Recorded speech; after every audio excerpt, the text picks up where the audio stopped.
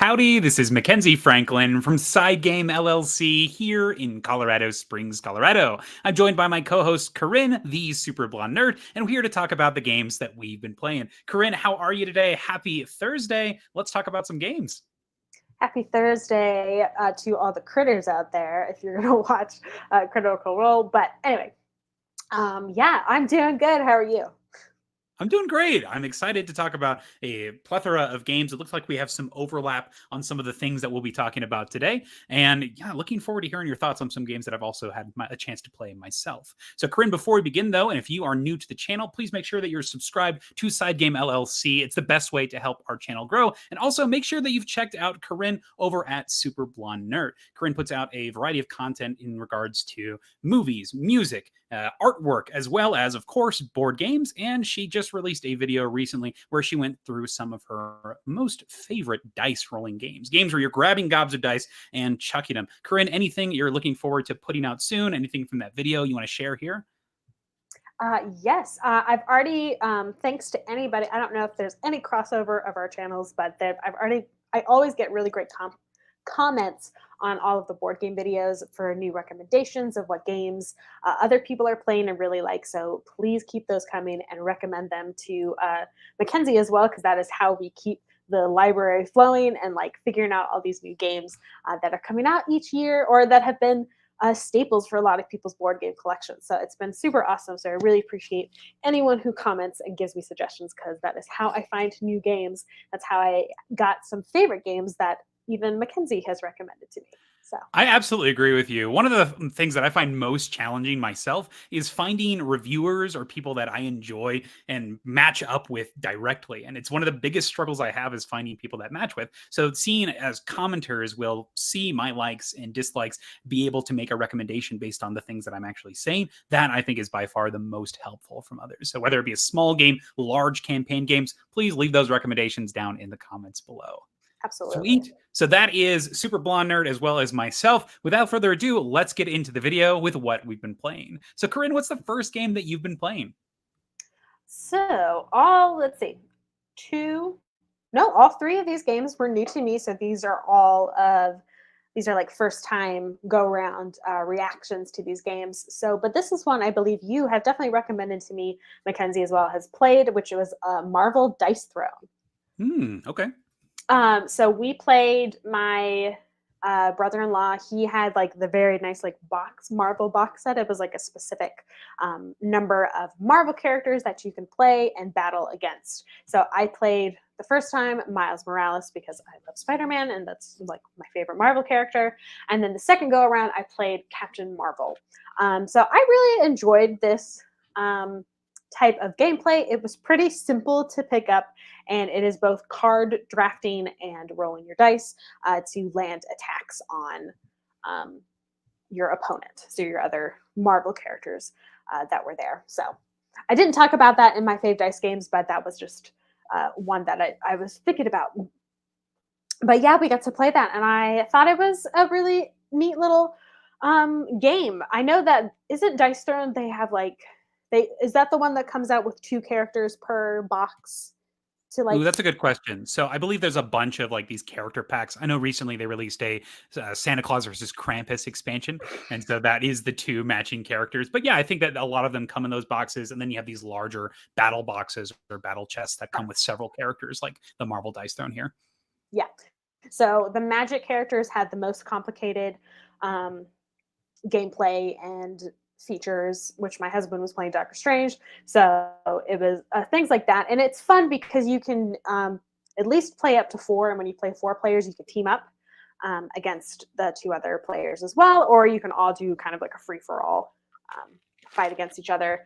You have combat points, which is what you use to spend your cards and upgrade your character so that your powers and abilities become more powerful and deal more damage the more that you play. So yeah, I liked a lot of the components. Again, I've only played it a couple times, but I enjoyed both characters. I didn't think it was too over complicated. And yeah, the luck of the die, kind of, that's what you're hoping for, to beat the characters before you run out of points as well. Gotcha. So for some of these characters, what were some of the thematic touches that you appreciated with the Marvel IP? So, I don't know if this is for other Dice Throne games because, again, this is my first time playing Dice Throne. With the Marvel Dice Throne, you get little tokens, and each of those are like your extra special abilities on the side. So, yeah, for Miles, you had your Spidey sense, you had web shooting, and you had your, I think, Venom touch.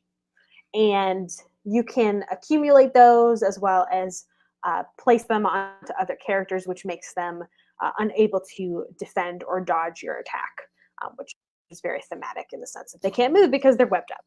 And same thing with the it's invisibility, but like that one ups your defense and it's able to react better to the actions against you. So yeah, I think, and again, this is, I don't know how good it is thematically for Dice Throne, but I thought it worked well in the sense of like, here are all the finishing moves or the different attacks that you can do because that works really well with superheroes and like a fighting game. Now, one of the things that so I'm not actually a big fan of Dice Throne myself. Okay. I've played a couple of times. My friend Jeff, he's in the comments right now, actually, loves Dice Throne, and we played a bunch of games of it together. And something just didn't click with me. And I think the biggest Okay. point was the lack of interaction on the opponent's turn, where when it wasn't my turn, I Mm. wasn't doing a lot of things. In Marvel Dice Throne, do they do anything to help engage you when somebody else is taking their turn? Because I know the sequence is like you have your cards, you play your cards, you roll your dice, you activate your abilities, and then the one interaction point is like you can defend with rolling your dice, Yes. and then the next person goes, and then they do that same sequence. Yeah, the two things that you can do is the defend move, which is happens like in the sequence of turn for your opponent, as well as there are certain reaction cards that you can play. At least we could play during our team battle. So two versus Mhm. two, we could play a card to be like, no, I'm gonna have you, re-roll that so that I don't get as much Ah, okay. damage. So that was the only other interaction that I can recall. Gotcha. Okay. I like that concept of having the interaction cards. It helps out with that downtime. You're Mhm. more engaged and interested because you can interact in the middle of an opponent's activation. So I do like that. I think those are some cool changes. Jeff's in the comments here now. So if you have a idea, when do they start introducing these reactive cards? Is that new to Marvel Dice Throne? Was that to some of Mm. that criticism of that lack of a play? Perfect. It says right here. He says the defense and instant cards to affect opponent's dice. There you go. Exactly what you're describing. And a couple of other comments. Jeff loves Dice Throne. Also recommends Dice Throne Adventures. Really great. Like if you like the competitive version, this is a co-op dungeon crawl version. I've heard good things about this, Nice. taking the existing framework and putting in. This is my favorite style. And then lastly, we have that every character does have their own tokens and special abilities that makes each character unique and the play style is different. Perfect. So bringing that and then putting on that Marvel theme to it. And it looks like those tokens and defense instants have always been there. Okay, sweet. So that answers my question on that. What were some other things that you enjoyed, or maybe some final touches that made this Marvel version special? I mean, and Jeff maybe can answer, you can answer for dice. I really enjoyed the individualized dice sets. Just Yeah, the the custom dice. flavor of the different looks of abilities. Yeah, for Black Panther, for Spider Man, for all of them, they have different silhouettes of just showing this is the attack for this, or, it's the symbols that you need to match up in order to land certain attacks.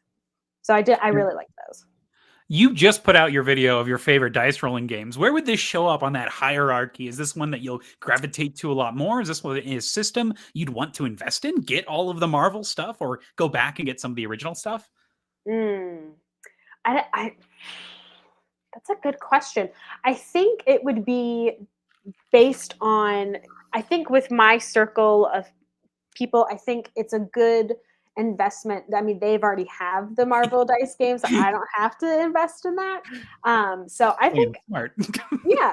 So I think it's good. I don't know if I would start, especially because I know that there are so many different like individual character pairs up, like you Mhm. were saying, or the battle boxes. So I would probably do what my brother-in-law did, which was maybe choose like one, um, maybe like a big battle box of that specific genre thematics. I wouldn't want to start collecting all of the dice one particular, but I feel like it would be fun to have like a tournament to like do all the different battles. You choose your character at the beginning, and you have like this giant dice throne battle.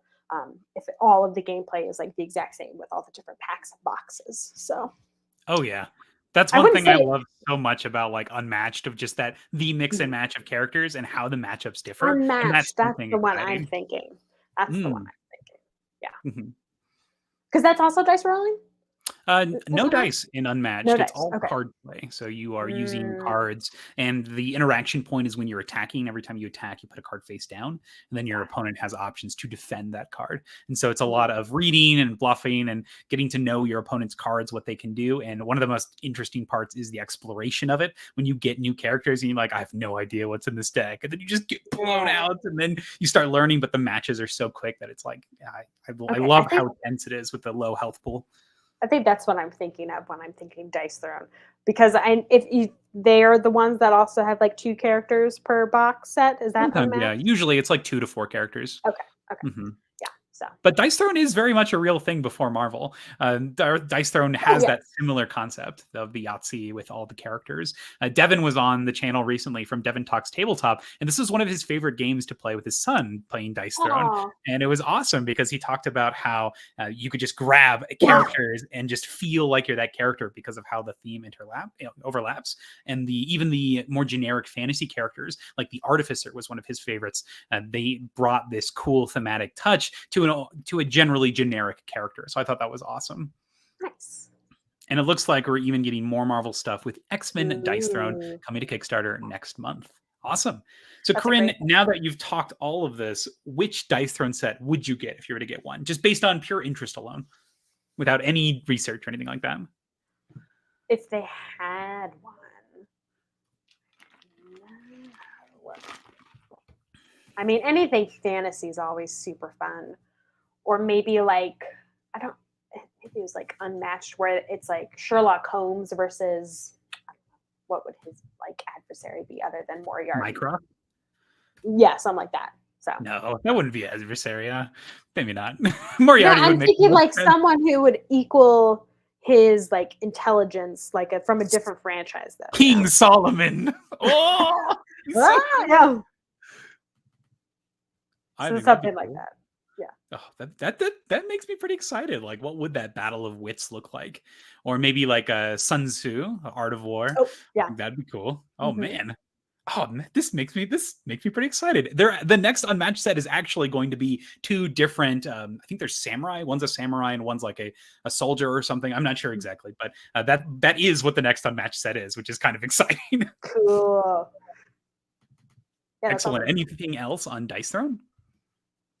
No, I definitely think it's more interactive than Yahtzee. But I don't. Yeah, it would be one where it's like it's daunting to. It's not Pokemon. You gotta catch them all. Yeah, I was gonna say. I feel like if I started to invest in Dice Thrones, I would be like, I want like the other ones. So yeah, maybe just to hold off and enjoy using my other friends' board game collection for that. I get it. Oh man, I totally get that collector bug. Corinne, are there any games that you have that are like that where you just need to get all of it? What's a game that you've played that you're like, I have to own all of this? Ooh, ooh, thinking. I mean, Tapestry was like that. I think Hmm. they're done. Um, I think that's why I say. But when I first got Tapestry, I was like, ooh, expansion, ooh, expansion. So especially with the arts and architecture, I was just like, oh my Hmm. gosh, yeah. I feel like if I had like Mansions of Madness or the other one, Arkham, Yeah. I feel like it would be a collector bug thing for I'm sure. absolutely guilty. If I like a game system, I just get everything for it and Yep. can then put it Mhm. all, organize it, make sure that it's accessible. Yeah. And it's sort of a curse and a blessing because if I get a game that I enjoy, it's like, yes, we have the capacity to get all this cool stuff. But then also if you don't really like a game, it's also like, oh, I guess I didn't really like this. So that saved me like a couple $1,000. Heck yes, this is great. There Awesome. you go. Oh man. All right. So that is anything else on Marvel Dice Throne? All right, we'll move on to our next game here. So this brings me to my first game that I've been playing, and this has been a pretty big surprise for me based on some mixed reception from it. But ultimately, the winning of the Spiel des Jahres pushed me forward. This was the Dorfromantik board game. So this won the Spiel des Jahres as a gamer game of the year. And this is a cooperative game where you are going to be creating a big settlement, big area of land by connecting tiles together. And think something like Carcassonne, where you are putting out all of these tiny little tiles that have different terrain pieces, and you need to try to match the terrain to get points. Now, the game has an extremely simple scoring criteria at the start. You are trying to achieve these goal tiles. So every 3 tiles, you'll be revealing one of these goal tiles until you have 3, I should say.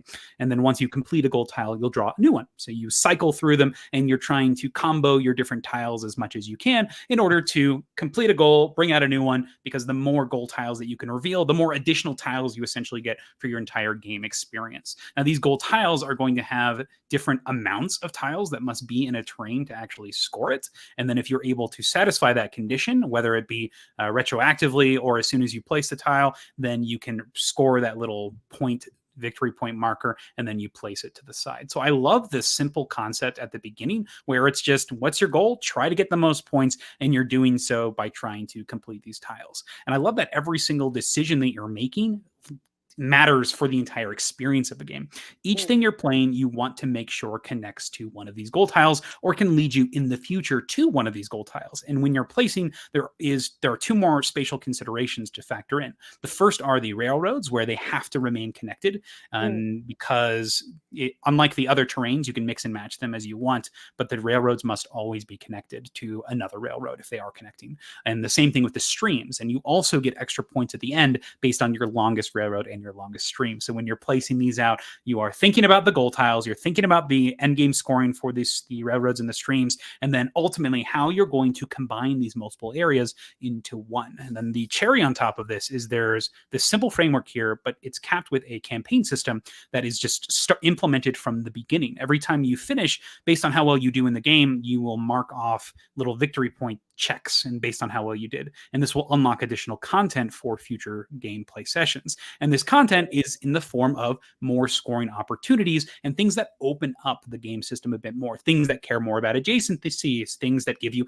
additional actions to do on your turn, things that give you more options, more planning, more long-term and short-term strategy. And I think that all this together makes for an experience where you get to grow with the game, and it starts off being extremely low stakes, remains low stakes because you have this simple goal in mind of just getting the most points and doing these small objectives. But because it's a gradual introduction of these new scoring opportunities and methods, they remain interesting and exciting and make it so that you're not completely overwhelmed at once. And I love that delicate balance of, it's fun and chill and interesting at the beginning, and it's still fun and chill and interesting with all of this additional stuff unlocked. So I love that. I like that there's this cool bridge between the two. I'm not going to show any spoilers, but you do get these cool little boxes, and you'll be digging into them to unlock new content. So I enjoy this game quite a bit. I thought it was super fun, and this has become one of my favorite like low stakes couples board game. I think that I'm only going to play this with my wife, and it's missing something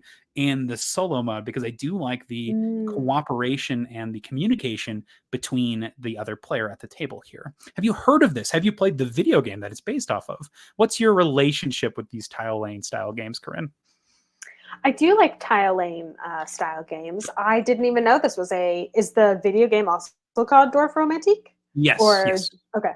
No, I did not even know this was a video game. No, it sounds a lot like the upcoming Ticket to Ride campaign that's coming out, of like where as each game progresses, you unlock more frontiers, and so therefore you have more like probably like locations and routes and all that stuff to add to the overall scoring of the whole game. So it looks very cute and something I would be very interested in, because I like chill games. So And then you And have like this settlement. campaign sheet that gives you ways that you can decide on what things you're going to be unlocking next. Oh, So cool. based on how well you do, that's how many check marks you get. And then the more things that you unlock, the more scoring potential you have, which means you're going to be unlocking more. So it's just success begets success, but you're also not just doing nothing when you play. There's a couple of games that this reminds me of. One is Mythwind. It's an upcoming game that's Mm, supposed to be similar to like Animal Crossing, where you just yeah. play to play, and or games like Sleeping Gods, where you are exploring and traveling a map. But the difference between the something like Mythwind, where there's no real objectives, is this game Mhm. has objectives. This game has a point scoring threshold. You have a limited of time to do it, and while it is a beat your own score, you are trying to complete these objectives in new ways, trying to reach like an Mhm. achievement essentially. So I do think Yeah. that's going to be that gripping thing that keeps you coming back, as opposed to just sort of playing in a sandbox. And that's why I love this campaign system and just this game system in general. Is it one of those where, depending on the choice you make, you won't unlock the other side, basically? No, I think you can definitely unlock everything, and most Okay. of it is just a lot of it on the map is like time based because you can eventually wrap around, Okay. I believe. But Cool. then the other stuff is you have to complete an objective to unlock it. So Gotcha. based on, I guess, how get good, unless you or you won't unlock Yeah. anything. But yeah, you will eventually unlock everything on that little sheet, though. Cool. No, that sounds very fun. Like a more um campaigny Carcassonne, like you were saying. And I think that the cooperative setting is perfect because you are Mm, looking at the board together. You're both familiar with it, and it's something that you start creating at the beginning of the experience and create going forward. And I love that. mhm. Well, this does bring me to my first question for both of us for this video. Is it has to do with couples games in general, and what is your favorite low stakes couples board game? Sometimes you can have an evening that's like dedicated, to like, oh, we're gonna go beat this thing up, or oh, we're gonna play some Too Many Bones, or Death May Die. Let's get Yeah. crazy.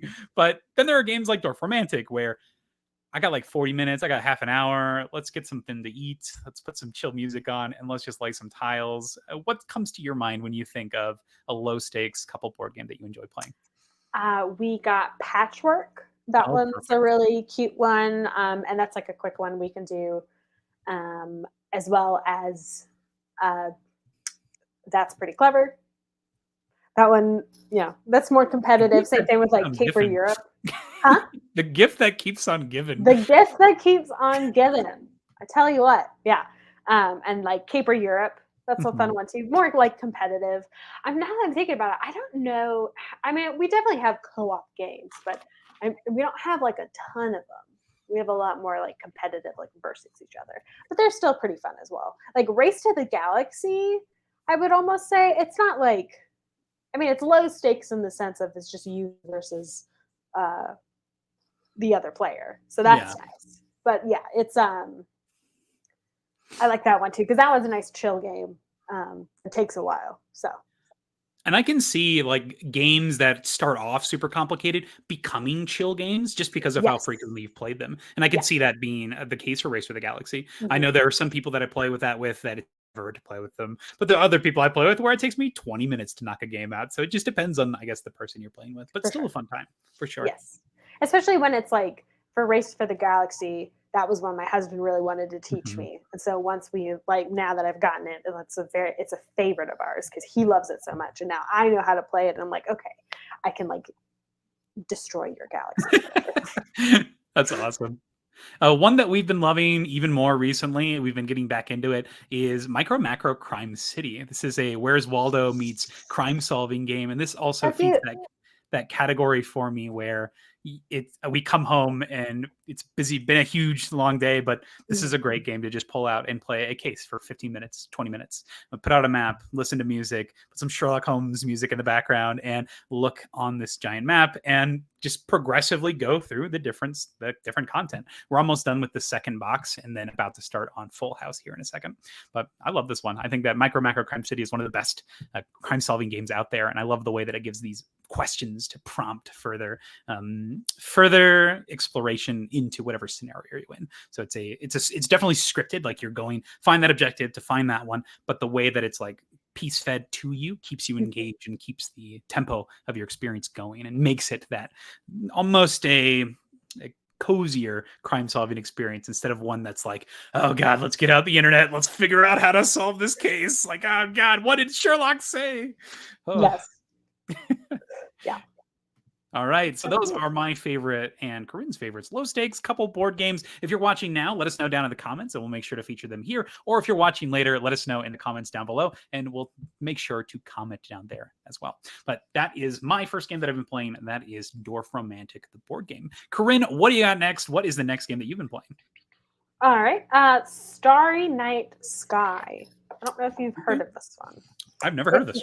I saw it, I think it was in Barnes and Noble. It's I think it's like a new, maybe even new publishing company. Like it's a brand new kind of game. It looked very aesthetic. I almost bought it for my sister because her whole wedding theme was like starry nights and constellations. And that's what this whole board game's about. And it's a very simplistic game. You have this very nice circular board that you all start in the middle with your, I was saying microscopes, telescopes, and you are basically just trying to fulfill, make constellations and then finish them so that you collect them, and you just want to collect certain types of the certain constellations on the map in order to receive points at the very end of the game. Very simplistic. And obviously the hardest part is how you travel to get to those constellations. Each time that you land on a constellation, you put certain colored stars on there. You have red, yellow, and blue. And you also have, the thing that keeps it engaging is that every round you'll what is the word? Draft a like personal objective, and you can have up to 3 personal objectives, and that just gives you extra points as you go through the game. And it also ups the ticking clock basically for finishing the game, having time to get to all your constellations. So we thought this was a really good, I think it was like a first game for this company. I could be wrong. But we thought it was just like a simple, engaging game with star theme. It was very cute. I hope that made sense in any way. And like the names of the constellations are hilarious. Are they actual constellation names, or are they I just have totally made no up? idea. I think they're made up. I could be wrong though. So I think I remember this designer. It's Emma Larkins. She also does Abandon All Artichokes, if I remember correctly. So I think it's the same designer. Hilarious. Yeah, like energetic houseplant. What a great name for a constellation. There's like this company has a lot of games out there, so they've been making games since like 20. So it's just maybe the newest game for Yeah, they've made things like the Golden Ticket, the Wonka board game, Tetris, the board game, Urban Dictionary, the game, voting game. Looks like a lot of straight to retail style games. Gotcha. Like mass market. Pling Plong, the Sharpie board game. Saturday Night Live, the game. Okay, so a lot of like franchises or almost like adapting to board games. Storm Chasers, the game. Interesting. Summer Camp. So aside from the theme and just the presentation of it, what were some things that you thought stood out in this game? Things that'd be like, ooh, this is why I would recommend this game.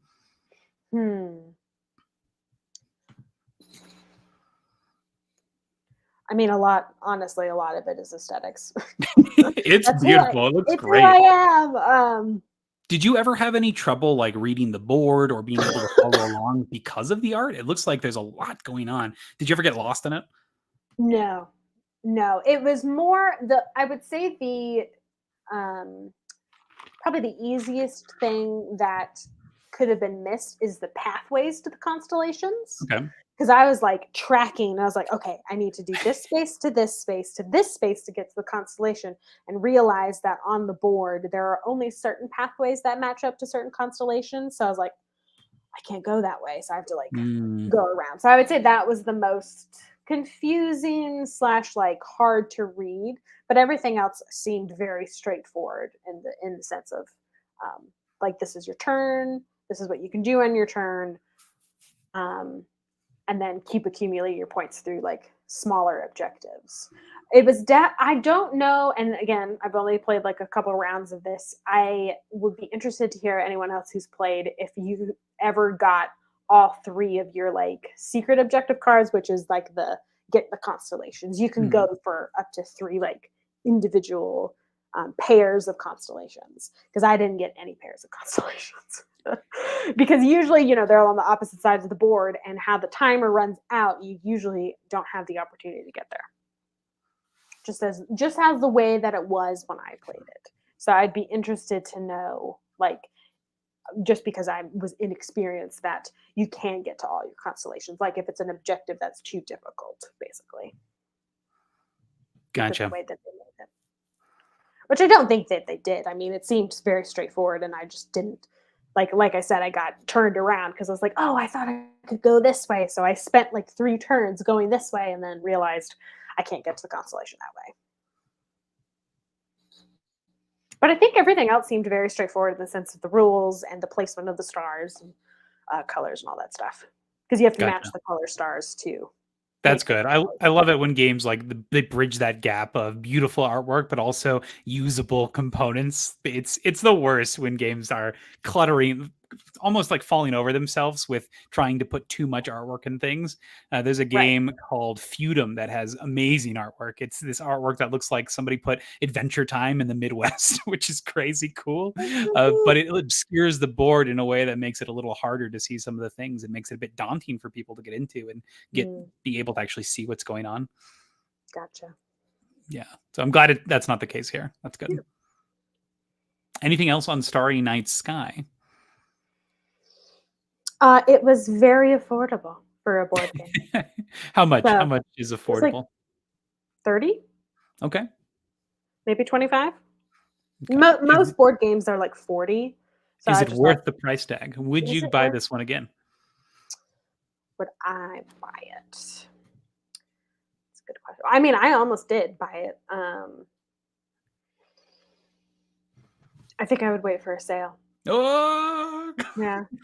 Like, I like the theme and the look and everything, but just to have it, like, it's not a good enough excuse. Does that make sense? That makes a lot of sense. Yeah. I think if anybody understands that, that's everybody watching this video right now. Yeah. Yeah.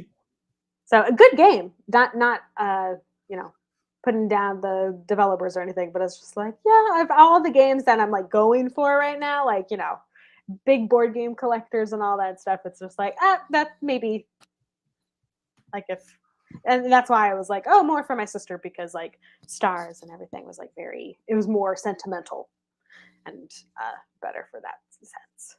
Gotcha. I think that makes sense. People are going to resonate with whatever the theme is a little bit more. Yes. Yeah.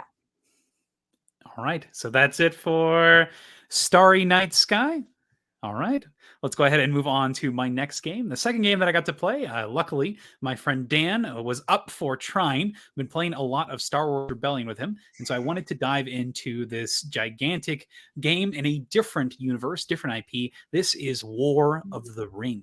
So in War of the Ring, you play the cinematic tale of the hobbits traveling from the Shire and then meeting the Fellowship in Rivendell, then getting to Mount Doom and hopefully destroying the ring. Or you play as the evil Shadow trying to corrupt Frodo and Sam and also try to destroy everybody and make sure you're taking over all the good people's strongholds and make sure that the evil dominates the world. So you play as one of those two factions. From my experience with War of the Ring this first time, I got to play as the Shadow. And so this was the armies of Sauron, and you also had command of all the other thematic characters. You had the Easterlings and the Southron, all the men races, as well as you had the goblins and then the Uruk-hai. So you had all of these different factions that you would manipulate and move over periods of time to converge on these enemy strongholds. So that's the goal as the evil player, is to go in and control a certain amount of victory points or completely corrupt the opponent.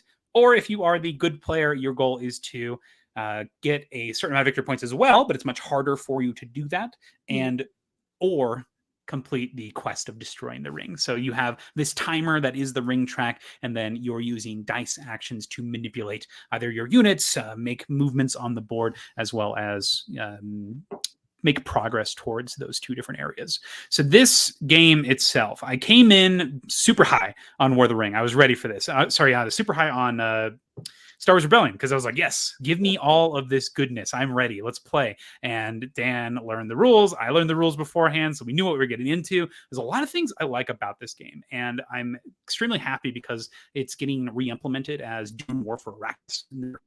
So they are taking a lot of the concepts and ideas and putting it into the Dune universe. So that gives me hope for that experience, because this framework is pretty dang cool. I like a lot of the concepts and ideas here.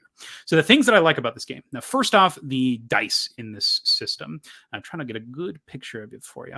So the way it works is on your turn, you roll all of your dice, and you roll dice based on your amount of leaders plus whatever faction you are. If you're the Free Peoples, you have a little bit less dice, but your dice have different symbols, the ones that you're using to take actions. So you roll up your dice, and then on your turn, you allocate your dice to do different actions. And so some actions are going to allow you to play event cards, some allow you to maneuver your different characters on the map, allow you to move soldiers, and then some allow you to move on the hunt track. And this is how you're interacting with Frodo, bringing the ring to Mount Doom.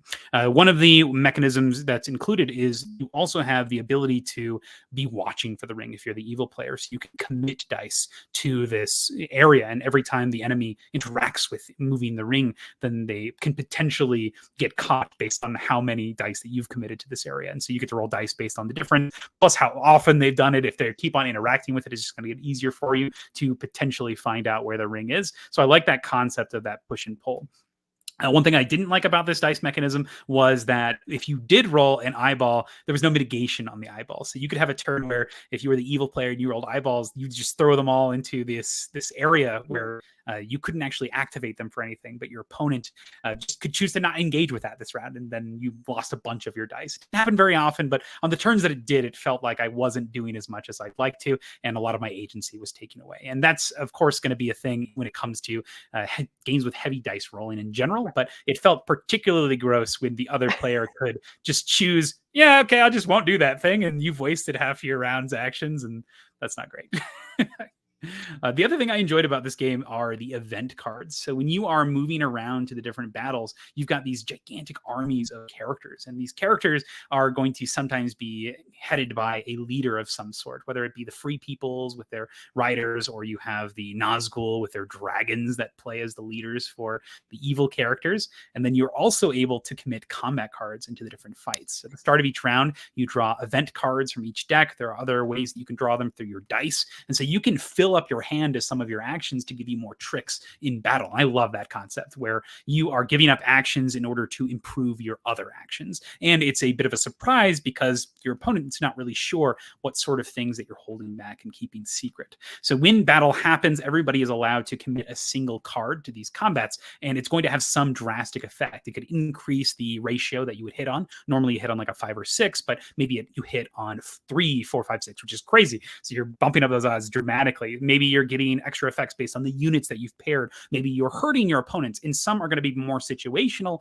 but I love that you can dictate the rate at which you're drawing the cards. So even though a card is situational, they're also multi-use and multifaceted. So you can play them in the combat, you can play them as an event on your turn, and so you have ways that you can use them in multiple ways, as well as you can hold on to them for that specific moment. And then when it happens, you're like, ooh, I'm so happy that I held on to this one card from turn 1, and now it's going to be great. And oh, it's going to be so cool. I love that. So the event card system in this is perfect. I love it. So the battle system and the card system. That being said, the other thing that I didn't quite enjoy was the actual roll to resolve combat in this. So whereas all the event card system is super cool, I did think that the hitting on 5s and 6s was a little dull. And this even spilled over to the siege mechanism. There is a mechanism in this game where the way the evil people win is they have to get a certain amount of victory points. And you do this through taking over like key control points. And there are these spaces on the map in particular that are called siege locations, and they essentially feature an out of play area where people go in and hide, and they go out into this other area. And so if you get to a siege location, it takes you a while to actually attack it. And if somebody is hiding in the castle that is being sieged, you only hit on 6s now. So even though I have a million armies, I'm still rolling on 6s, and you're using your battle cards to, of course, mitigate that. So you do have options for this, but sometimes it just doesn't happen. You just don't roll the 6s, and it takes a while. And I feel like I'm just sitting here not doing a lot. You have all this cool stuff happening in the background, but it's sometimes just for folly, and that's a little frustrating to me when the game feels like it's taken a bit longer than it should, and you have this well incorporated mechanism that is purposely postponing the gameplay. So I did think that was a little frustrating. Couple of other things that I enjoyed. I love the use of the dice, how some of the dice can be used for multiple actions.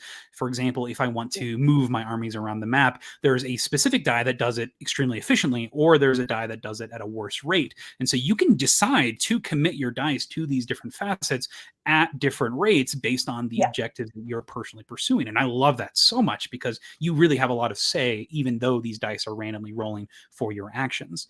But then on the opposite side of that, and we talked about it a little bit before, when it came to engaging with that hunt system, that was, I felt like my agency was truly taken away then, where I didn't have that much say in what was going on. So a little bit in back and forth, and a little disappointed with that hunting the ring aspect. But I like the movement and the action selection in general, and the event cards are top notch. And those are things that I hope that remain when War for Arrakis shows up with that new edition. And then the last thing that I thought felt a little frustrating in this was the pace of the characters, where it takes a long time to get almost anywhere in this game, where you're doing little movements, which is fine. I like doing little actions and going back and forth. That's great. But it took me several rounds to get from maybe one location to another in classic War of the Ring fashion. And it makes sense. You are traversing the entirety of Middle Earth. You need to march your people from like one gigantic side of this map all the way to the other side of this map. And it takes a while to do so. If you want your characters with their elephants and everybody to make it to one of the ends, you're going to have to do several actions of just moving them a bit at a time. And that can be a little annoying. And I've heard that they have done some changes to this in War for Arrakis by adding things like the sandworms, where you can pop on them and roam around the map, or you can use thopters to fly to different areas. And that makes so much sense to me. It's closing up those gaps that this game seems to have and seems to be known. And it looks like that's what they looked to do and change in War for Arrakis. So those are my thoughts. This is just the initial plays of War of the Ring. What do you think of this game? Any questions you have about War of the Ring? Well, I was just thinking, like, I wonder if you could implement like the giant eagles so that you could fly faster. Like get through the map faster. Yeah, you answered most of them of like making it like how long did it make it feel, did the dice rolling like make it feel way longer than it was supposed to, or even like just making it feel dragged on rather than like feeling like you're progressing throughout the game, even if the game takes like 2.5 hours kind of thing. Yeah, the gameplay that we did of this took about 3.5 hours to play. Okay. The entire time I did feel like I was playing the whole time. So yes, high marks for that. Like I was engaged throughout the experience, but it did feel like to actually execute my plans, it took longer than I would like a little bit. Gotcha. We have a comment here from John saying that too many rolled eyeballs simply simulates Sauron paying more attention to looking for the ring. It's thematic. Also, Sauron gets to roll more dice, you said. That is correct. That makes a lot of sense. Thematically, it's on point. There's so much to love about this game thematically. Gameplay-wise, not that fun. So that's something that was a little frustrating to me, where yes, thematically it makes sense, but does that necessarily translate into actually engaging in fun gameplay? And for me, that was something that was taking away my agency as opposed to giving me more options and choices. Even though that I did have more dice, so potentially this wouldn't happen as much. Anything else on this one, Corinn? Do you plan to play more?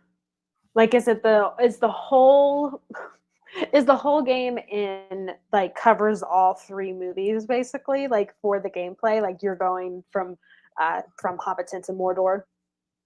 So the game that I played was just the core game, and this takes you from Rivendell to Mordor. So you start in like the middle of Fellowship, and you end up making it to the end of Return of the King. So I guess technically not the end of Return of the King, like just before the end of Return of the King. Yeah. Okay. Yeah. Cool. And, based on how well you do, you could kill them in the middle of 2 towers. So it just depends on the pace at which you're crushing it. But so yes, do you plan to play more? Covers that grand scope. Would I play more of this game? Right now, it's not going to be one that I asked to play. I do think it outstays its welcome a little bit. It has some resolution things that I prefer in other styles of games. I think that the dice combat mechanism isn't particularly exciting in this, even though the battle card system is super cool. And this just makes me more excited to try and play Dune War for Arrakis because it's taking this framework, shortening up the gameplay time, and taking the things that I enjoyed from the system, mainly the action dice and the event cards, and putting them in that new setting and changing up some of the things that didn't exist. So I'm looking forward at this point, after playing War of the Ring, to play War for Arrakis, and maybe I will give this one another opportunity in order to maybe try some expansions. Speaking of Dan, this is my friend that we played together, and he said that there's an expansion that supposedly fixes some of the issues. So maybe, Dan, that's one that we try next, just to see if that's going to be the thing that makes this one that we come back to a bit more like we do Rebellion. So that is War of the Ring. And this brings me to my next question here. And I think that I'm looking forward to your answer on this one, is what's your favorite thematic adaptation for a board game? And this can be a specific thing in a board game. It can be an entire board game. What's something that you love thematics wise? It could be that thing that John just talked about, where he said that when you roll too many eyeballs, it's so thematic because you're paying more attention to the ring. This doesn't have to be necessarily fun. It can be just thematic. One example might be in Nemesis, the game that's based super like Alien. You can die just like that. Maybe that's a thematic thing that you enjoy. What's your favorite thematic adaptation for a board game, Corinn? I will say, for I guess right now, because I didn't think of like specific little instances, but just like the overall game in general, like I've really enjoyed Dune Imperium. Okay. And the just the combo of kind of everything that happens in Dune, where it's like you have battles, you're collecting spice, you're trying to gain, you're joining certain factions, or vying for certain organizations. Like if you're going fully emperor, then that's going to give you certain bonuses, and as well as like for each of the character abilities. I know there's one girl who I think she's in the books and not in the movies yet, but she's like addicted to spice, so she gets like extra spice, I think, as her like special ability, and like no water, because everyone starts with water at the beginning of the game, and like things like that, so those kind of thematic pieces that you notice that they like put in there. So Dune Imperium was extremely surprising to me with how many little thematic touches were added. I had played a lot of the original Dune board game, where it's like the more grand scale epic battle, and seeing how they did the thematics in there, and then seeing how they did it in here. In this version, it's a lot more subtle, but they're still present. And I think that's pretty cool that they were able to take things and put them into a bit more abstract area in Dune Imperium, but still retain the thematic connection. So I appreciate the thematics in this a lot, how it pairs with the gameplay pretty dang well. So I'm still surprised by how well the thematics are done in Dune Imperium. Good choice, Corinn. Thanks. And then Jeff has a comment here for one of his favorite thematic adaptations, and this is Battlestar Galactica. Loving the paranoia of who is a Cylon and who is not. That makes sense to me. This is a huge social deduction game. Are you familiar with Battlestar Galactica at all? I am not, but I played Unfathomable, which was like the same type of game, so I can re-implementation, like straight through.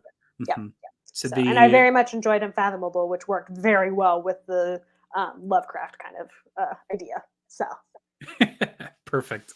And I think it does a good job with I don't know how direct that crossover is, but the Cylon thing is there are some characters that don't even know if they're Cylons, these fake humans. I don't know if they're fake humans. I haven't seen Battlestar myself. I have played the game, but there are characters that you start off as a traitor, but then in the middle of the game, you have the opportunity to potentially become a traitor, and you didn't even know. So you're like, oh my gosh, I was evil the whole time. And you change on the fly, and there's that drip of suspicion because you could change on a dime. So maybe you keep some things in reserve to change your allegiances and how you're playing. So I think that's pretty sweet.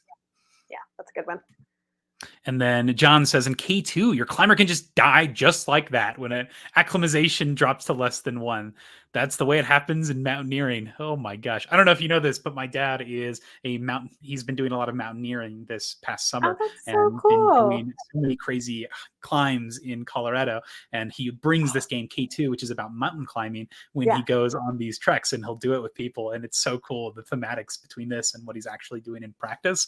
And so this is one of the things they do, is where it's the acclimatization, where you got to make sure that you can survive in this. You got to be able to breathe the air and oxygen, and you can just die if something bad happens. I think that's wild that it's Kudos able to to. you, John, for doing It's that. amazing. He's incredible. That's so cool. And then one more comment here from Dan saying that in Barrage, how the water mechanics work. So this is a game of creating these large dams and generating electricity through using water. And the water will physically go into these conduits through power plants and then drop back into the water stream and then get collected back into dams. And so the way the water streams works, I think, is incredibly thematic and straightforward, but also makes so much sense. And it feeds into this cutthroat nature of the game where you're stealing each other's water and moving it around, and gravity is helping you position it in addition to the things that you're building. So good picks here all around. Neat. Excellent. So those are some of our favorite thematic adaptations for board games. Got Dune Imperium, K2, Battlestar Galactica. For me, it's Star Wars Rebellion. I'm not going to belabor this point, though. I talked about it last time, so won't go too crazy to that. But we'll go ahead and move on to our last set of games. Corinn, what do you got for me? What's our last game that we'll talk about today? Rolling Heights. Woo! A new game that I had not heard of before. So we recently celebrated my sister's birthday. So another new board game that we were able to play, and that she specifically asked for.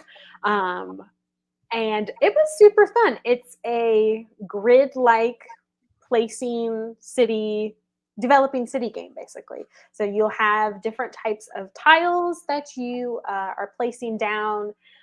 You have like like residential, factories, like government buildings, parks, and you just have this. You have 2 pools to choose from. They cost certain resources, and then very much like the only one I can think of right now is equivalent is like Earth. You have physical things to stack, so you're creating buildings and skyscrapers and making like a physical city. So the more expensive or big buildings there are, the taller they'll be in your city. You're collecting glass and iron and wood, and all of the colors are what buildings you're specifically building and in charge of. And depending on where you're placing your tiles, you get extra points because that's specifically lauded to be like a city space or a neighborhood space. So yeah, it was really fun. You have different abilities, that's right. It's a roll. I was like, it wasn't dice, but you roll meeples. And I had never played one of those before. So that was really cool. So depending on, and I was like, how is this even going to work? But yeah, it really did work where your meeple could land upside down or kind of like cartwheel or on the side, and that gave you a certain ability. If it landed straight up, like standing straight up, you get extra bonus abilities, and then if they land flat, that is a bust, basically. But yeah, you can accumulate different types of meeples that do different types of things. You have your woodworkers and your glass workers, but you also have like a politician and I can't think of all the examples, but yeah, so the more different types of meeples you have and the more you collect, the more abilities and actions that you can do, as well as the different type of buildings that you can build as well. So I thought this was just a really nice not worker placement, but tile placement rolling game that was very fun and interactive the entire time. One thing I love about this game is the meeples that you can unlock are tied to the things you're building. So you can pick which specific characters you want to unlock as you play. You can be like, ooh, let's do all the ones that give extra points for doing this thing. Let's try to make these more complicated buildings. Let's get some characters that can roll for that. And if they stand up, you can crit on some of your meeples that you roll, so you can generate more resources. And so the more you're pushing, the more things that you make and the more stuff you can do. So I do like that concept where you can choose which things you want to invest in early on. And I think, and I could be wrong because I've only played one round of this, was the map tiles. You have A and B sides, so your cities can look different. Yes. Each time that you're playing.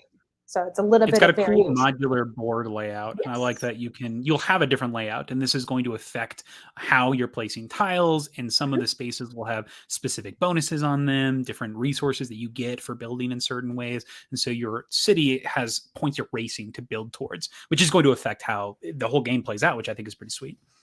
Yes, yeah. So I thought those were really cool, and just like the visual of like those little clear building blocks. So he's like, oh, it's a glass skyscraper. Like just little touches like that. I was like, oh, this is very well thought out and like clever. So What did you think of the rolling meeple mechanism in general? Is this something you'd like to see in other games? Did it work for you? Would you like, now just give me dice? What do you think?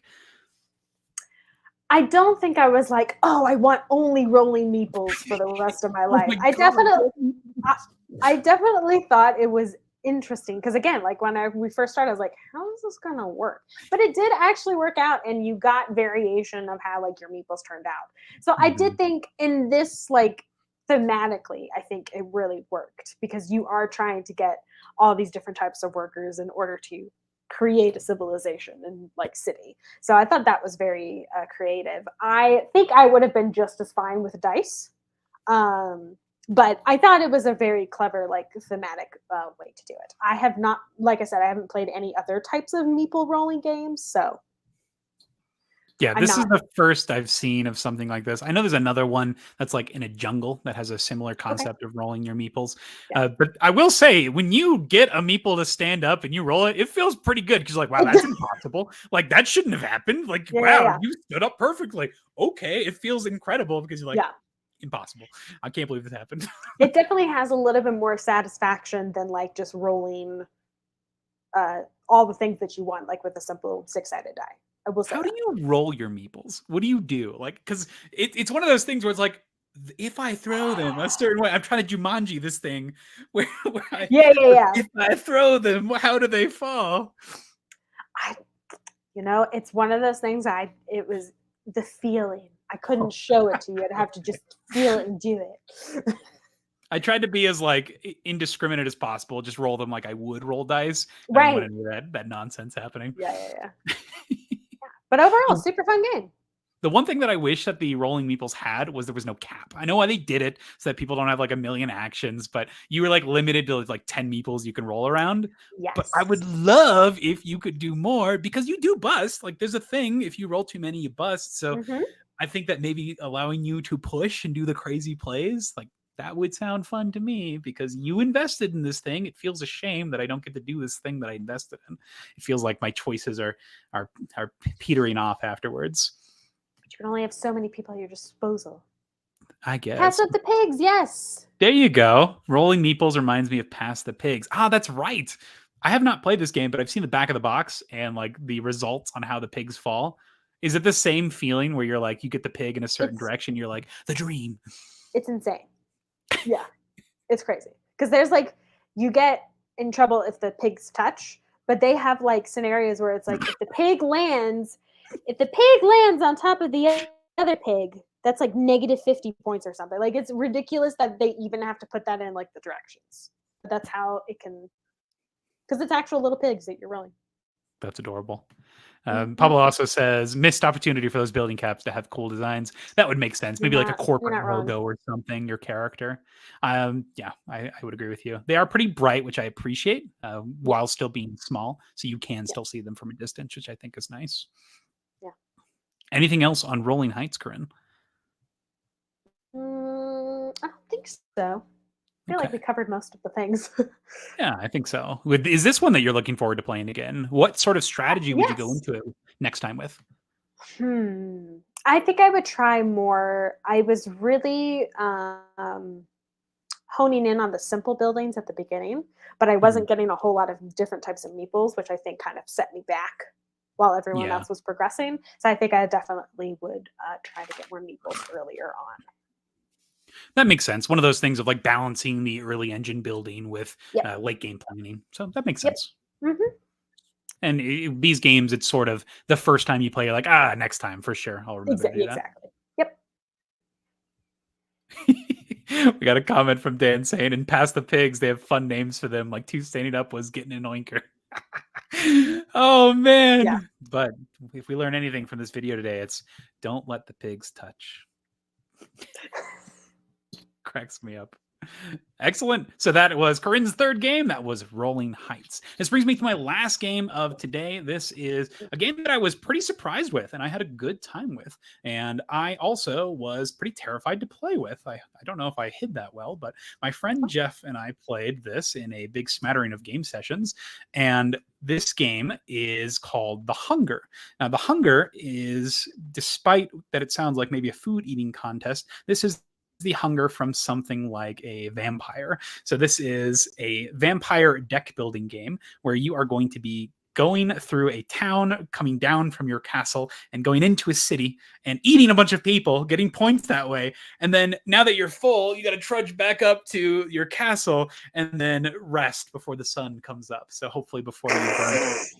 The theme is incredible. That's such a great premise of a game. You are a fat guy vampire or girl vampire, full vampire, yeah, city, and you get stuffed. And then I'm looking up The Hunger, and all I can find is The Hunger Games. I don't want to do The Hunger Games, Hunger Game board game. Ooh, that's not great for the the advertising here. If you search up The Hunger Game, it just comes up with Hunger Games. That sounds like a bad thing. Hunger board game. Hunger board game. Okay. For Hunger board game, you're a vampire. You go down, you got to go to the city, you got to eat people, then you got to get back up before the sun vaporizes you. There's a bunch of little routes that you can go through. It reminds me a lot of Clank, actually, where you have all of these different pathways that you can go down, except it's primarily static. There are set spots on the board. You go to these places, but the resources and the treasures and whatnot that you can get are randomly generated. The other thing that's randomly generated is the hunt board. And this is an area where you can go and you can pick new things to add to your deck. In a standard deck building fashion, you have cards that are going to give you the abilities to do more things during your turn, but you have a very limited hand size. Your hand size is only 3, and your deck at the start of the game is like 6 cards. So you know pretty much everything in your deck. There's not a lot of things that are going to change when it comes to cycling in those first couple of turns. So every card that you add to your deck, you're probably going to draw. So that's something huge in this game where you don't have a giant deck to begin with, but every card you add is probably going to be seen. But the time of the game is extremely short. You only have so many turns. I think it's like 18 turns or 17 turns, something like that. Yeah. You got to get in and you got to get out. If you do not make it to the top of the castle before the sun comes out, instantly vaporize, you don't score, very similar to Clank. But then if you make it to the top of this castle area, then and you don't make it all the way to the castle, you just lose some negative points. And you even get a bonus for making it to the top. So you're trying to time as much as you can to gain all of these points and also make it back up safely. Now, the biggest kicker, and this is going to lead to the question that I'm going to ask for this, is I was staying away from this game so hard because of a major critique with it. And the major critique was that this game has such uninteresting late game turns. And that has to do with the hunger system and the way that you're building your deck. So as mentioned before, you're going to the town, eating things, getting victory points that way. But these things that you're eating are cards that go into your deck. They're people, they're the villagers. And when you draw them normally on your turn, they don't do anything. So your cards that you are putting to your deck, they suck. You can draw like a whole hand of cards that just don't do anything. They suck. They suck. Nice. So yeah, these cards just sit in your deck and don't really do anything. They have no additional effects on their own. And a lot of times the ones that are worth a lot of points do additional bad things to you. Like some of them add extra people to your deck, which is good for points, but also bad because now in future turns you're not doing anything. Right. So you have to make sure that you are timing this correctly. And the original impression I got for this was, wow, this sounds like Clank, but worse because now my next last turns are going to suck. So I stayed away from this game. I thought that would be one that I would not enjoy at all, but turns out it's a blast. And the reason this game is fun for me is because you get to decide when you delve into this. One of the major things that you can do in this game is dictate when you reshuffle your deck because of the rate at which you're getting cards. And whenever you buy a card to your deck, it goes in your discard pile. And then you also can time when you're purchasing things based on the rotating market. Now, you saw there was that large market board, and it shifts around as you play each round. You can use your currency to buy cards or to interact and move on the map. So you have a single currency that's used for multiple things. But at the end of every round, these cards will slide down to the right and accumulate into large piles on the right. So if you want to, later in the game, you can buy like 10 cards in a single action. How long are you willing to wait to push your luck to purchase this grip of cards? And then once you do, there's people in there, there's familiars in there, there's vampire superpowers in there, and you're getting a grip of cards, and it's up to you when you want to engage with that. You can keep your deck as lean as you want by buying specific cards, looking for specific combos, but then you can also flip the switch in an instant, and this can happen in those last couple of turns where, yeah, somebody could buy a bunch of people early and have a terrible experience during those first early turns just because they purchased people. Yeah, they're getting those early points, but they're not doing anything. And I can see that being a mistake that people make going into this game. But because I had this concept and idea before going into it, I didn't make that mistake, which was great. So I came in, I knew that this was a huge mechanism in the game, was to keep yourself lean and not super hungry. And in the early ones, so that you can move around and manipulate the board and then try to cram as much as you can and possible before the end there. And that was so much fun to me, trying to find that balance and picking up all those items and little things and that large acquisition of cards. What a blast. And the other reason I thought that this was cool is, believe it or not, there are a lot of cards that interact with having humans in your deck. So there's one of the most basic cards is the Hunger. If you have played a human, then this card gives you 3 currency instead of 1. So there are actual reasons to have a couple of the other characters in your deck. So maybe eating a couple people here and there to serve as activators for the other superpower cards. It's a cool reason and a way to actually engage with these humans earlier in the game. You're not just necessarily forced into having these boring turns. You're choosing how much you want to engage to potentially set yourself up for combos. There are items and abilities that help you engage and interact with this. And I found this an awesome, fun system to explore. And it makes me want to play again. So I saw a lot of the expansion content. We didn't use it, but it looks like there are threats that you can fight and other enemies that you can engage with. So I think that's fun. And it's one that I do want to try again. And I want to play it in particular with the expansion in the near future. So I like this one. I think Hunger is pretty cool. And it takes this, the easy concept of a deck building game, and it adds this new push your luck element in the form of when you're hitting that refill on your deck. What are your thoughts, Corinn? What do you think of this one? Yeah, I'm glad that you were able to find like the positive, like, here's a different way to approach the game. Like, this was the tactic that I used, and it seemed to really work favorably. So that's really good. All I can think of is, I guess because it's push your luck, I don't know there would be a way thematically to have cards that could get rid of your deck or clean out your deck. Mm-hmm. So that there were locations on the board that you could visit that would remove specific cards, which gave you some other reasons to visit different spots along the way. So you would look at your currency and look about, okay, I can move to this map, and that would call from my deck and give me an additional bonus, and I'd still get the benefit of whatever thing I ate. There were even some human characters that were worth points and let you draw additional cards or place themselves, so these served as activators. And sometimes in those late games, you just want to get as many as you can to get these extra points, because there's a lot of points. You can score like 100. I think my end score was like 96 or 97. Wow. So you can get a lot of points in this game. Nice. Yeah, because that's, I think, the main thing when I think of deck building is a way to streamline your engine. But I know that with this one, it's like you're also trying to collect a lot so that you have points because of how much you're beating. So I think I've seen this game a lot in board game stores, so I've always been very intrigued by the look of it. But yeah, I'm glad to hear that you have enjoyed the experience. Yeah, I was pretty impressed with it. So I was a little terrified because of all of this negative stuff that I was hearing. Jeff does respond. He said it was a 15 game turn, so you only have 15 turns. There's an item that you can get that give you an extra turn, a little umbrella, so that's kind of fun. And it's very similar to the victory point cards in Dominion, but with a better theme and ways to interact with them. They muddy your deck turns with victory points. And some, as mentioned before, some cards actually make your vampire cards better by having a human. You've satiated your hunger, so now you're, of course, going to be a stronger vampire. So thanks for instead of it just being like, I've drawn 5 green victory points, I'm gonna basically skip my turn. There's a little bit more in this one, so that's good. That's good to know. That's great. Thanks. Yeah. And I do also appreciate that there are different portions on the map that you can interact with in tandem with the cards. So even though the board is static, because of the shifting market, it gives you things to actually interact with and change and update with. So I was pretty impressed with the design space of the Hunger. To me, it it blew my expectations of this game that I was a little afraid of even trying in the first place. So I was happy that it did not disappoint, and I'm looking forward to playing it again. So that is The Hunger. Will you look to try this one out, particularly with a spooky season coming up?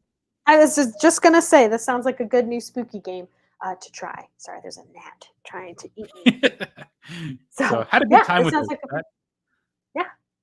Yeah, I had a good time with this. This is The Hunger. And this brings us to my last question of the video. And this is one that I want to know specifically from you, Corinn. And if you're watching, let us know in the comments. I'll make sure to feature it here or answer later.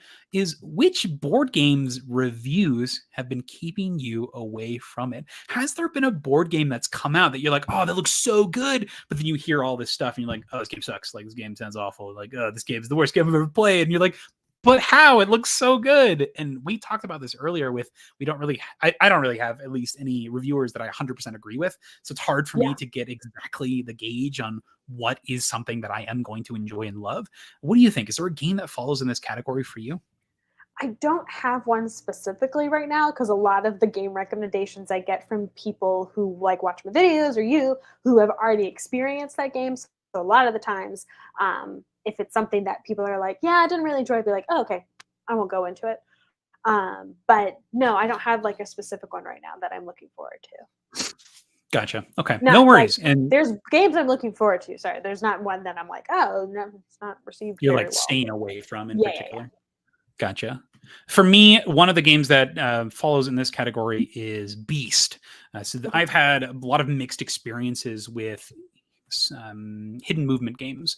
One of my favorite hidden movement games, Mind Management, I think has a blast. One of my least favorite is Letters from Whitechapel. I think that game is extremely boring. Not a big fan. And Beast looks like you are going to look for this giant creature. One person is playing as this creature and everyone else is a hunter. And the concept sounds great, but this has received so much like fluctuating criticism. Some people love it, some people hate it. And it's terrifying for me because this is a genre that there's a lot of games in this genre I don't like in particular. And so biting the bullet and going to try to find one of these cool Kickstarter editions or something like that for Beast is a little scary to me because first off, this is a type of game that's a little hard to table because of the commitment you have to have from both sides willing to engage with it. If I already enjoy Mind Management so much, why would I invest my time in Beast unless it truly is incredible? And so I want to give this one a try. My friend Robert actually just picked up a copy of this, so maybe I get to try that with him in the near future. So hopefully that's something, but this is one that has, because of those fluctuating positives and negatives, it's been one that I have tried to stay away from a little bit. So that is Beast. If you've played Beast and you're in the comments, let me know. What do you think? Is this worth one checking out, or should I wait to give it a try before I get into it? The theming of it does sound cool, like hunting that giant creature, and the creature can change each game that you play. That just sounds so neat to me. So we'll see. I hope that this one holds up, and it's one that I do enjoy. That's Beast. Have you heard of this one? I have not. That sounds another good spooky season game. And it looks like there's a Kickstarter for it right now, or GameFound, maybe for the expansion or reprint. So maybe if I do like it, this could be one that I do go into. We'll see.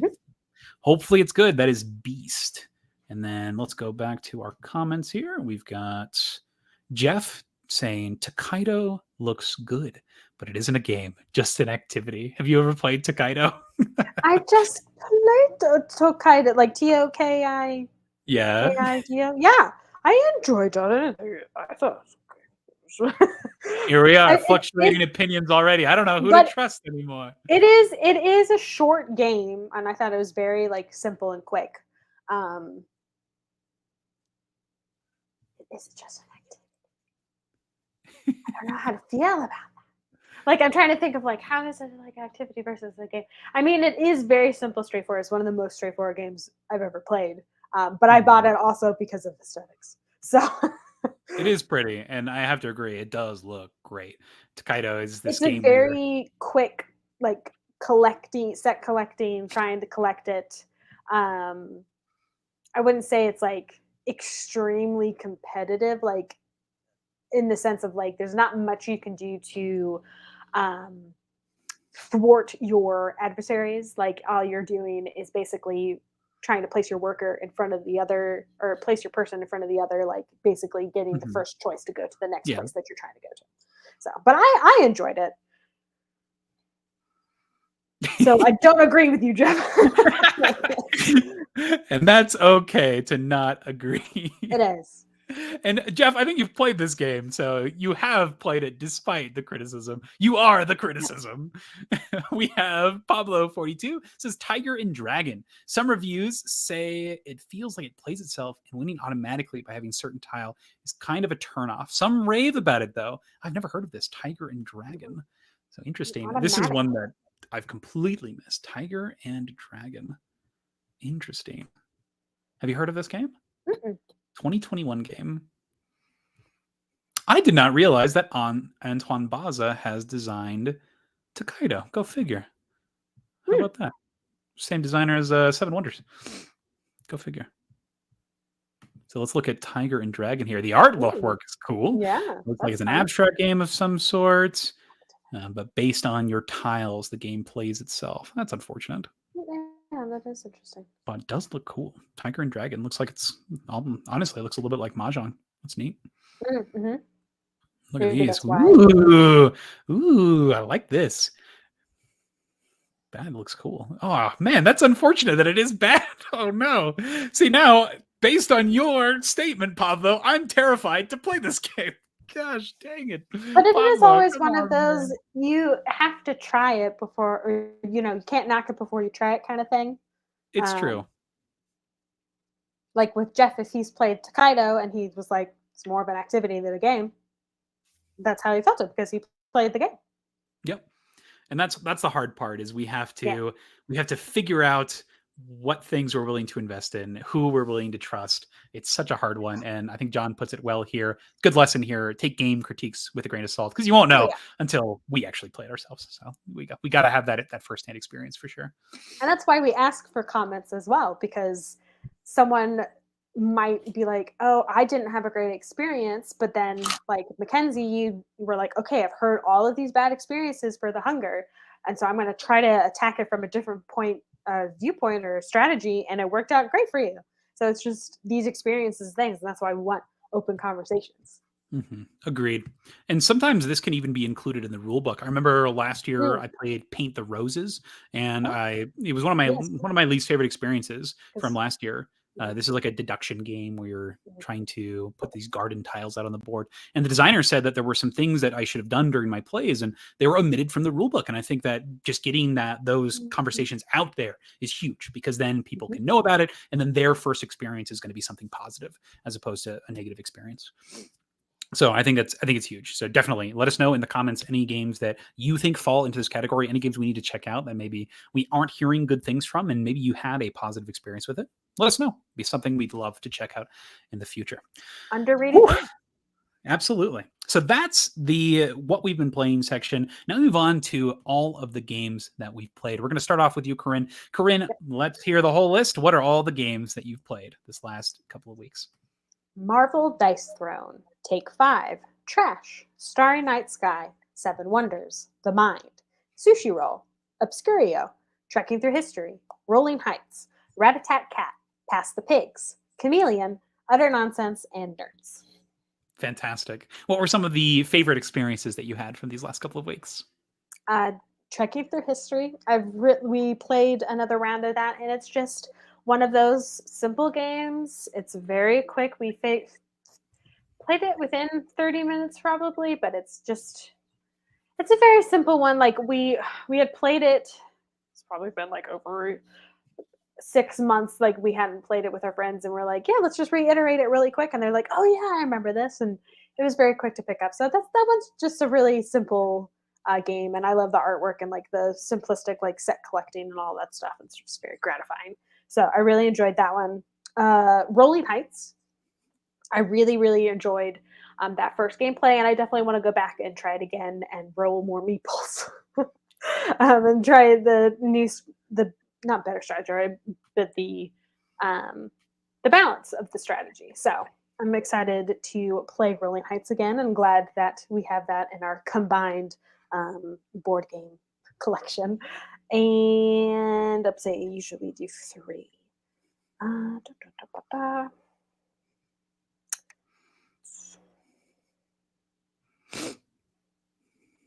Oh, Utter Nonsense. Utter Nonsense is such a good one. Like, we played it with our family. I don't know if you've ever played it. I've played Herd Mentality. I don't know if that's the same game. It's It's also like cow a themed party game.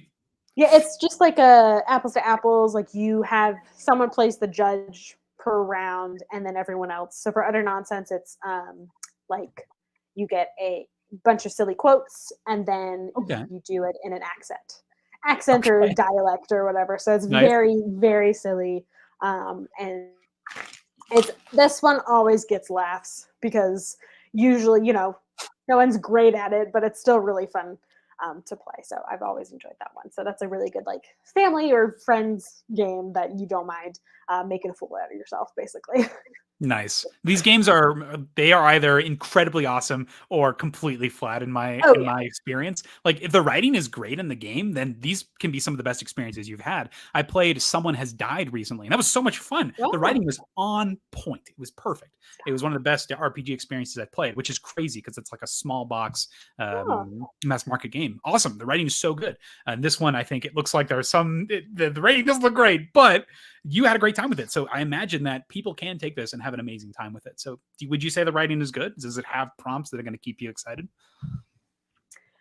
The accents keep me excited. The ones that we have, some of the phrases are just like so weird, like so like apples to apples is funny, they have all those like little comments and stuff at the bottom Yeah. of like the quotes and things like that. Mhm. This one was just like someone trying to be witty, and it's not always the case.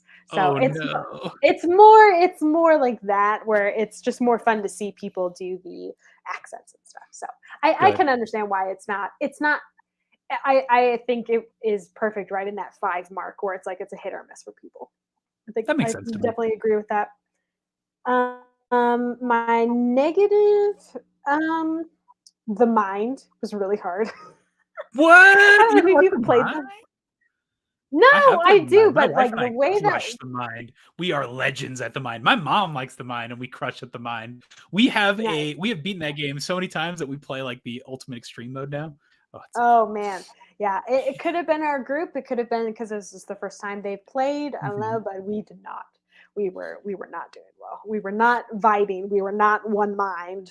Yeah. So that was like a negative experience. It was Yeah. fine. It didn't go well. Um, That can definitely fall super flat. I've had, I use this with kids sometimes. So I work as a English as a second language teacher. So sometimes mhm. I'll have students that don't speak the same first language, and that's Yeah, okay. We can play the mind with that if we have a couple of minutes, because it doesn't matter what language you speak because it's limited communication anyway. And yeah. so this is a cool game to bridge that gap. But sometimes you'll have a student that just doesn't quite get it, and it's the one person, and it's throwing off the rest of the group, and it's like, oh, maybe not this one. So this is Yeah. one I don't recommend for groups that can have it so that one person is feeling like it's all their fault that it's messing up. So this is not quite great for that. Oh, You gotta taper that experience, unfortunately. yeah. That's really the only one that was like I can recall being like, oh man, like this was kind of a flat one. Because the one we did before, like we played with like a different group, and it was great, and we did well at the mind. So it depends. Yeah, Excellent. I'm those are glad all to my hear. yeah. All right, we'll go ahead and move on to all the games that I've been playing. So this last week, I have 46 unique games that I've played.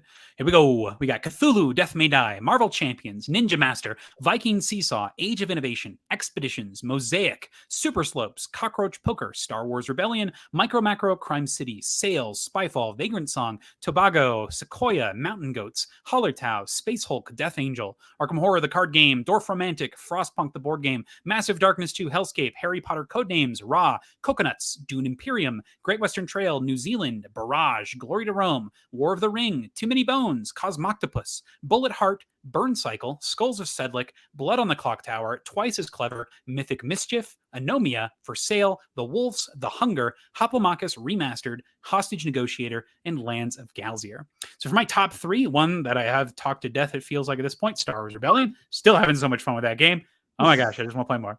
Amazing game. Next up is one of our games that won our Francon Game of the Year. This is Age of Innovation. I'm still having so much fun with this game. Incredible experience. True brilliant sequel to Terra Mystica. I love the choice that happens during the game as well as during the initial choosing of your factions, and I think it's just so much fun. The positive player interaction as well as the negative player interaction of this one is top tier, and I think this is probably the most solid out of all of these systems. I also went back and played Gaia Project as well as the original Terra Mystica, just to make sure that they were, if I'm ever going to go back to them, there are reasons to go back. So the expansion for the original one still great, and Gaia Project still amazing. So keeping all three of them, these are amazing games. So God, this game's so good. Age of Innovation, incredible. And then the last big positive was for Frostpunk, the board game. I was just feeling it one afternoon. I had some time. I was like, yeah, we're going to do some Frostpunk. And that game's atmosphere is so perfect. This is the post-apocalyptic setting where you're out in the snow and you're trying to survive. I finally beat one of the harder scenarios in the book, and I was using... we had to like essentially protect the last plants that were alive, and you had to make sure that they were heated when the coldest of winters came, so that way your civilization would thrive. And I did it. Oh, it felt so good. So this game keeps on going up. I love Frostpunk, the board game. What a great experience. God, and the solo mode it's perfect. The soundtrack is excellent. You don't need the app, but you can use it to help you facilitate things. They had little like cute little background noises, kind of like the foreteller thing, and then extra little expansion with trading, but definitely don't need it. You can just play it right out the box. It's amazing. So those are my top three for sure. What incredible games. And then next are my bottom three, starting off with Cosmoctopus. This has you playing as a cultist in space, and you're going to serve this giant tentacled deity, and your goal is to summon the Cosmoctopus. And unfortunately, this game kind of drags, and the game feels wildly imbalanced based on the rate at which different things are coming out. What I mean by this is there's a lot of cards that are engine building cards that will give you bonuses or discounts on future cards, and if you don't draw them or they just show up at the wrong time, you're sort of SOL and you just have to deal with it, and you fall behind because the game is so long, and there's not much you can do to mitigate it.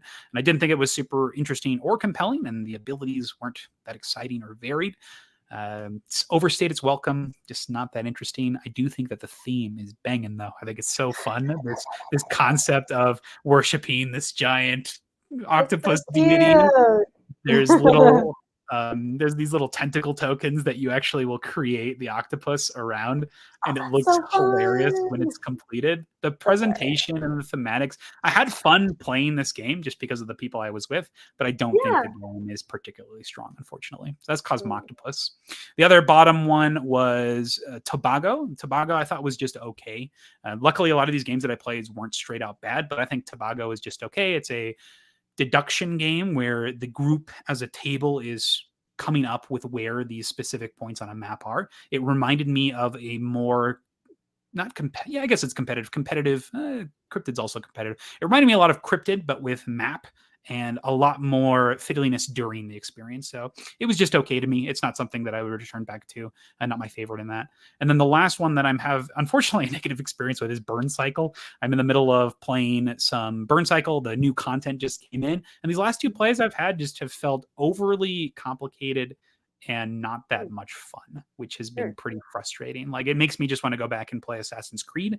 Burn Cycle itself the system is so solid, but there's a lot of small little edge cases. They have added new rules updates, and they've added all these extra reference cards that came with the new Kickstarter. I went and printed off some references to just help smooth that process back out, but I played like 4 times in the last 3 days just trying to get back into it, and then the new stuff came in yesterday, so I'm playing that new stuff, and these scenarios that I've started playing with now are not particularly exciting to me. I don't think they're that interesting, and I feel like I'm doing the same things in the early turns that like my experiences are the same up until I get to a certain point, and then it starts to change. But that's like already maybe an hour and a half into playing the single shot experience, and it's feeling so similar. And that's not something that I super appreciate in this style of game, particularly when a lot of your upgrades are going into the same exact type of upgrade. Whereas in Too Many Bones, a single choice of a die is going to change drastically how you engage with the entire scenario. So I don't know if Burn Cycle will stay in the library, because I do think that Assassin's Creed has that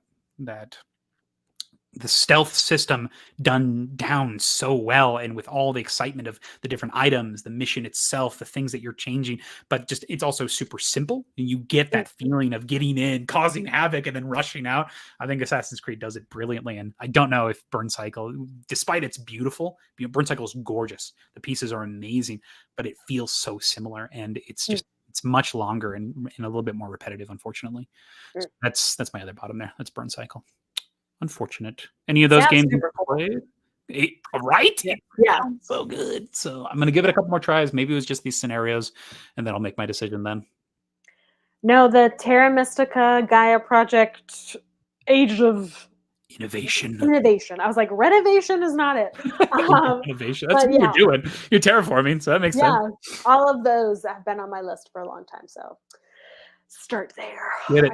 Age of Innovation. If I recommend anything, that's my recommendation to you. That's the best. That's the best game I played this year. Sweet. Yep. God, it's so good. I just want to play more. I haven't even touched the solo stuff either. I've only played competitive games, and I'm loving it. I've loved it at all the player counts, 2 all the way up to 5. Amazing. Nice.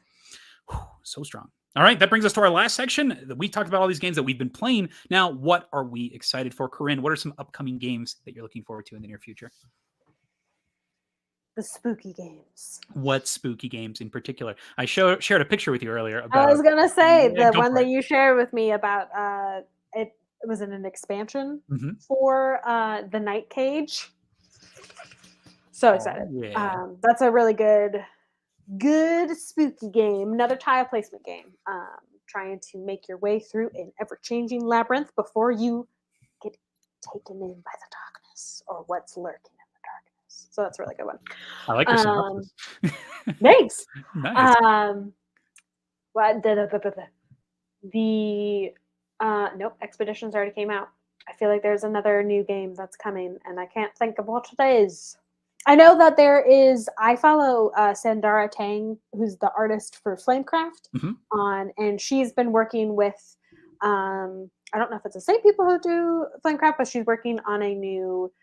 Artwork for a new game called Critter Kitchen, and that looks adorable and wholesome. Critter Kitchen. I imagine your cute little chefs. Yes, cute little like mystical creature chefs. I think that's they're getting ready for a Kickstarter, or the Kickstarter has started. So I think soon. So that's what Critter Kitchen. Yeah, it looks like it's going to be a 2024 release. Yeah. That's cool that they're keeping the same artist. Is it the same? Do you happen to know if it's the same designer? I'm not sure. Okay, but it does look cute. 2024 release. Critter Kitchen. Nice. Let's see. Cardboard Alchemy. Did they make it Cardboard Alchemy games? I'm not sure. They did. Flamecraft. It's the first one. Nice. Excellent. So same design. Maybe. I don't know. All right. Awesome. Yeah. So those are some of the games Corinn's looking forward to. Critter Kitchen, as well as Night Cage, as well as other spooky games. Awesome. Maybe all right. So, I recommend it. I enjoyed The Hunger. I thought that was fun. Yeah. I like that game. The upcoming 3 for me, first off, is Terraforming Mars, the dice game. I got a shipping notification for that. Looking forward to playing that. I love Terraforming Mars, so I think that, and I enjoyed Ares Expedition, and I've heard that this is a different experience than both of them, which is exciting. Uses the same themes with tags. Yeah. You still have dice and cards that you're using, so you're doing a mix of both, which is interesting to me. And I'm looking for a new way to terraform Mars, something interesting to bring me back in. Looking forward to it. Next up is Voidfall. It's a gigantic game from Mindclash Games. It is a 4X game that has co-op, competitive, Euro-style mechanisms that you are going to be exploring and traversing space. It's by the same design team from Imperium, the Imperium Classics and Legends series. This is Nigel Buckle and David Turtsey with art by Ian O'Toole's. This design team is crazy good, and it looks awesome. I've heard great things about the solo and competitive version. Solo and cooperative version, but haven't heard that many good things about the competitive version, unfortunately. Okay. But if it's got solid solo and co-op, that's what's going to get played. So I hope it's good. Sure. And I enjoyed their last game, which was Perseverance. Excellent. And these lines of games have been great so far. So I'm hoping for good things from Voidfall. And then the last game is a button shy game that is hopefully coming sometime this week. It's a cute little one called the Royal Limited. And this looks great. It's a basic it's a basic wallet game where you have the 18 cards, but the theme of this sounds super fun as you are working on a train. So you have this cute little conductor role that you're playing as, and you're assigning tickets to all of these different areas. And so that's one that I saw that, and it just sounds super fun. It is a solo-only game. It's from Scott Alms, and he's done some amazing solo work with like Warp's Edge. And so this looks like hopefully a excellent game in the solo line. So that is the Royal Limited. I can't wait to try this one. I mean, just look at this. You've got the cute little cards, and there's the tickets that you're going to be managing through the different cars. And ideally, it can lean into something unique that we haven't seen from the button shy style of games. So looking forward to trying this. That is the Royal Limited. Whoop, whoop. Excellent. So that's what we are excited for game-wise. Let's take a look at some of the comments and see if anybody has anything to share here. Got Dan saying that Pass the Pigs is an activity, but had a ton of fun playing it. Way more than some objectively good games. Awesome. We got some Pass the Pigs love. So good. Next up, we have Pablo saying they had a gigantic /XL game night. That's a fun concept. I love that. Where they played giant versions of a bunch of games. Marrakesh, cool. Codenames, Catch the Moon, Giant Rhino Heroes, my main Grail game with Haba going under. I doubt I will find it. I believe BGG Store, that's where we got our copy for our library, so maybe you can find it there. And then lastly, playing Let's Summon Demons on Halloween next month. It's about sacrificing children to summon demons. Oh my gosh. Awesome Steve Rhodes art. I have seen this game, and it looks hilarious. So I'm glad that you're doing this. That sounds so much fun. Are you... I hope you don't actually summon demons. No. Terrifying. But Let's Summon Demons, the board game. Yeah, the artwork is awesome. I feel like I see this on t-shirts all the time. It's a very middle school thing to wear right now. Kids are very into Stranger Things, and this, I think, falls in lines with this. And for some reason, this is okay at school to wear something like this. Go figure. But yeah, I do like the artwork for this. I like how it reminds. Oh my gosh! Yes. You see this? It's crazy. So that is Let's Summon Demons. Oh my gosh! Well, hilarious. Be safe on Halloween. Be safe on Halloween. That's right. Don't go dabble it in spirits. We don't need that. Don't summon demons. Excellent. So yeah, let us know down in the comments, what things are you excited for? What games, what spooky games are you looking forward to playing this Halloween season? We've got Night Cage. I'm playing more Vagrantsong, that's for sure. I've got the soundtrack queued up. We're ready to go. And then if you haven't already, please make sure that you're subscribed to our channel here on SideGame LLC, and make sure that you are subscribed to Corinn over at Super Blonde Nerd as well. And we want to thank you so much for being here and talking about all these games with us. Thanks so much for commenting, for being a part of our discussion and conversation. I love talking about all of these games that you've been maybe a little scared of based on the comments, the thematic games, things that you enjoyed about some of these games that we talked about here. A lot to love in general about the discussion here today. And thanks so much for being here and watching. Corinn, anything else that you want to add before we close out the video today? No, I was just going to reiterate. Yeah, thanks for commenting and giving your feedback about all the different board games. Super excited to talk about some spooky board games as the month of October is coming. But yeah, just stay tuned for more board game content from me, as well as Halloween content and just nerdy content in general. But yes, also congrats, Mackenzie, on 4,000 subs. Thank you very much. I know you put it on your community, but it's also awesome to celebrate. Thank you for celebrating. Fantastic. Well, looking forward to seeing you next time. Corinn and I will definitely be talking about spooky games during our next What We've Been Playing. Thank you so much for being here, y'all. SideGame Strong.